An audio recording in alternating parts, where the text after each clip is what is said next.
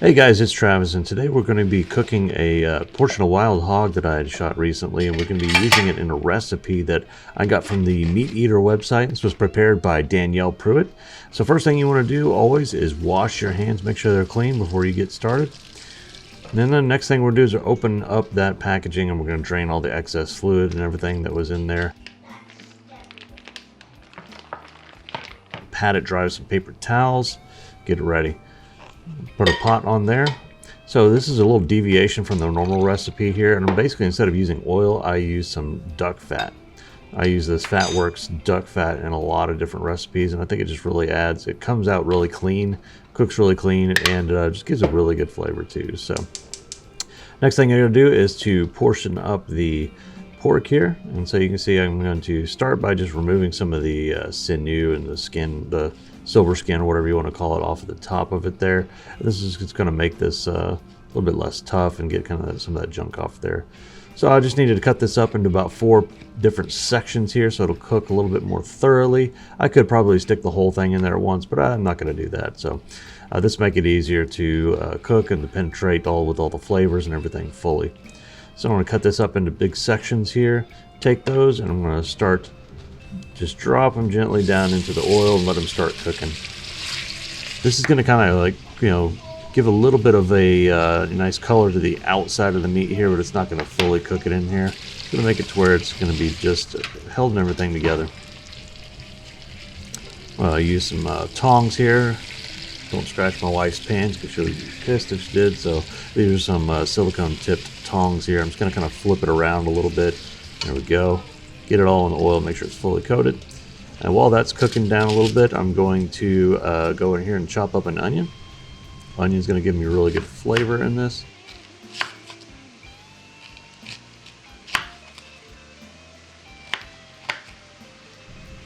Next, I realized that one little pot was not big enough for what I had here, so I took the next biggest pot I had, which was my stock pot, and I just dumped everything into there. And don't forget any of the grease, it's all good stuff.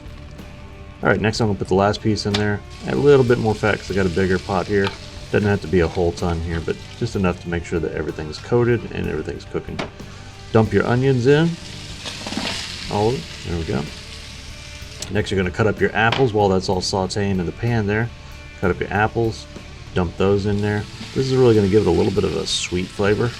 It's not actually really adding much sugar to the actual dish, but it's going to give it some really good flavor. You can kind of taste that.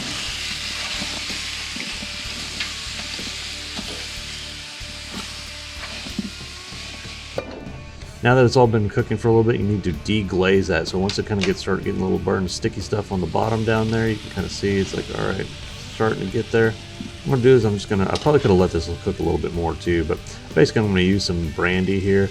You can also use bourbon too, and just deglaze a little bit. Basically putting that brandy in there is going to kind of burn it, get all that stuff, all that flavor off the bottom. Okay. Now what I'm going to do here is I'm just going to take these pieces of pork out. I'm going to put them back in this pot just temporarily because I'm going to do a little bit more to the stuff that's in the bottom of the pot here, like the apples and everything up there. I'm going to kind of season it, and then I'll kind of add the pork back here in a little bit. So yeah, I make a couple deviations from the recipe in this, as you'll see if you look up the recipe. The link is in the description below. So if you're going to add your bay leaves, you're going to add some dried sage in here too, and let that kind of all cook together. Oh, and I put way too much cinnamon. So when you add the cinnamon, be very careful. I put way too much because it came out way too quick. So I'm just going to spoon it out a little bit with a a spoon and a glass here, and dump that extra cinnamon out. It ended up being perfect. It ended up not being too much. But just add some salt, good amount of pepper here, and there we go. Yep, you never have too much black pepper or black pepper. All right, mix that all around. So make sure you get all the stuff off the bottom of the pan there. And then once it's simmered a little while, and you can see it's kind of rendered down just a little bit, I'm going to go ahead and add that pork back in there. And this is, after this point, you're basically just going to let this slow cook for a little while. So you're going to get all that good stuff from the bottom there, put the pork back in. Make sure you get all the juices there.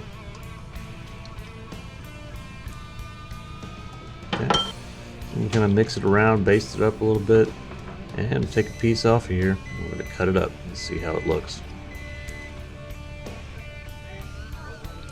Again, the full recipe is down in the description below.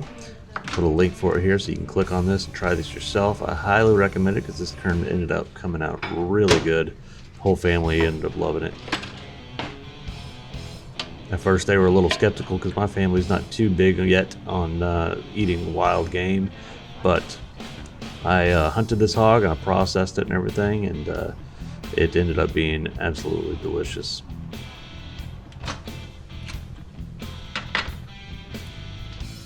Going in for the taste test here. Chop a little bit up, drip a little bit of that juice on there, and give it a taste.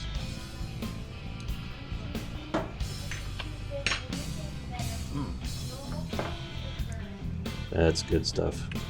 I'm going to add a little bit of salt and pepper because it was good flavored, but just need a little bit of salt and pepper just to add an extra little kick to it.